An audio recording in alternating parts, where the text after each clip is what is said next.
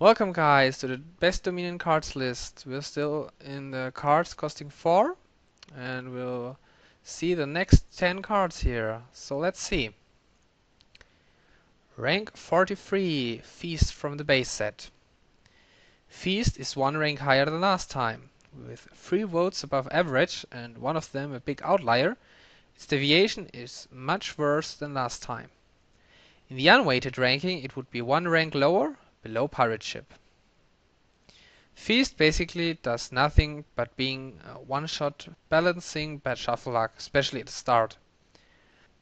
If you really want a specific card costing 5 and have a 4-3 opening, you can open with Feast and can be sure to get that card costing 5 soon. That's especially good if you don't want any silvers in the first place. It can also be used with Throne Room and King's Court to gain multiple cards costing 5. Its only other use is gaining duchies, especially in duel games. Rank 42 Nomad Camp from Hinterlands. Nomad Camp is on the same rank as last time and was voted 5 times above average. It was even voted on rank number 3 once, but it lost a lot of consensus. Woodcutter was the third worst card costing 3. Here we have a Woodcutter with a on buy top deck ability. Is it worth costing 1 more? And how can it be that it ranks higher than Woodcutter? In my opinion, there are only 2 to 3 reasons for that. You have a high chance to get a card costing 5 on turn 2, even with a 4-3 opening. So, for example, which Nomad Camp is on rank 104 and Nomad Camp Trading Post on 113 of the best openings. Similar to that, it is nice if you need the plus buy either way and need multiple cheap cards as fast as you can. But the only opening which is strong without power 5s is, in my opinion, Nomad Camp Fool's Gold on rank 210 of the best openings. The last reason is if you're really unlucky in the late game and only get 4 and want to maximize the chances to hit 8 in the next turn. Instead of that, it's only an expensive woodcutter. Rank 41 Armory from Dark Ages. Armory is the second Dark Ages card in this list. It has a way lower deviation than all other Dark Ages cards in this list and would be one rank higher in the unweighted ranking. Armory is the new Workshop Ironworks variant. It's the weakest one for Gardens rushes, but it's still way better in setting up an engine with cheap engine cards than Workshop. It still hurts that it is terminal, which means that Ironworks is mostly preferred. But if there aren't any strong terminals, then Armory can even be better. Can also be used to put a potion on top of your deck, which can be great in vineyard games. Rank 40 Noble Brigand from Hinterlands. Noble Brigand is one rank lower than last year with a notable drop in points. In the unweighted ranking it would be even one more rank lower. It was voted 6 times above average. Noble Brigand is the better thief on many boards. It hasn't the disadvantage of trashing the opponent's coppers, making it a better opener. It even attacks on buy. It deals out coppers too, which is nice playing against a no treasure deck. And it gives 1 coin too, so you have at least an immediate benefit. But it's worse in colony games as it cannot steal platinum, cannot steal ill-gotten gains like Thief, and cannot steal other kingdom treasure cards. And most important, it's still too slow and doesn't hurt enough if you can't play one nearly each turn. But Noble Brigand Big Money is pretty decent on weak boards and a good counter to many strategies. Rank 39 Walled Village, the second promo card. Walled Village is one rank higher because it changed places with Noble Brigand, but it still lost points. It is the best ranked card that was voted last in this list, and it was voted last even twice. It is the worst of the now 6 villages costing 4. Why? Its only ability is top deck it if you weren't able to use both actions. So this is nice if you have only 2 to 3 terminal actions and really want to play them each time without taking the risk of colliding. That's especially useful with Torturer and Ambassador. Rank 38 Remodel from base set. We're making now a huge jump of around 10 percentage points to the mid-level cards. Remodel is on the same rank as last year, but has a better rating. It's the first card with no vote below 10%, and it has even one first rank. It was voted 11 times above average and would be one rank higher in the unweighted ranking. Remodel introduced us to cards that trash for a better card. As an opener, it has big problems trashing the coppers, because you need either good cards costing 2 on the board, you want in masses, like Fool's Gold. Fool's Gold Remodel, for example, is on 176 of the best openings.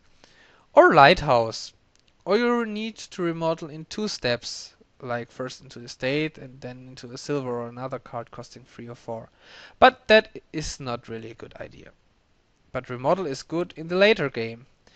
Just remodel your money in the respective victory card, for example gold into a province. Rank 37 Ironworks from Intrigue. Ironworks is on the same rank as last year too, but has a big drop in rating of over 5 percentage points.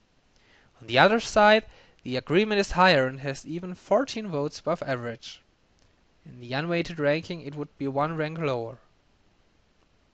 Ironworks is a superior workshop, which was pretty low on the cards costing 3, and is better than Armory. Does it deserve a higher rating? The biggest bonus for getting a lot of wanted action cards, like Caravan, is Ironworks is non-terminal. So you can get Ironworks with Ironworks and then quickly get Caravans or other cards costing 4. Being an intrigue card, it also combos nice with dual type cards, so getting Great Halls or Islands makes Ironworks a cantrip.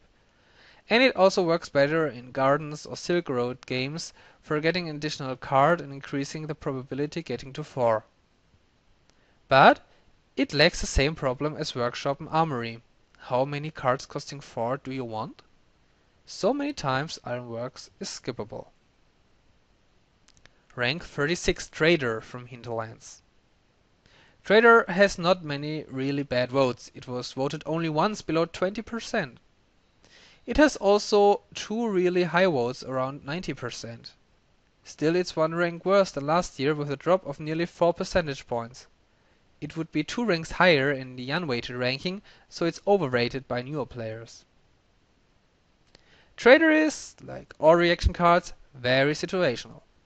Its silver gaining defense is mostly stronger than Watchtower's trashing, so you have to think twice if you really want to play that curse-giving attack or another card that deals out junk, and give your opponent a free silver, especially with Mountebank on the board for 2 silvers. Trader is a good opener in non-colony big money games too, so you can trash estates for 2 silvers. But it's a real powerhouse with Feodum now, as it can trash Feoda for 7 silvers, or eventually trashing a silver to 3 silvers, easily emptying the silver pile and give a lot of points. It's also good if you have some extra buys, for example with Squire, to get some extra silvers. But in many other boards, Trader is simply a no-go. Rank 35 Quarry from Prosperity. Quarry has only a 0.1 percentage point lead over Trader and would be 1 rank lower in the unweighted ranking. It has also 18 votes above average. Quarry is very situational too. For action cards, this is basically gold you can pick up in the opening turns.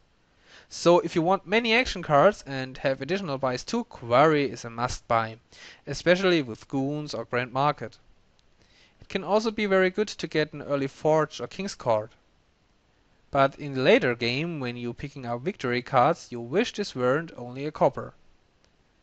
Quarry Ambassador is the 69th best opening, both good cards for building an engine.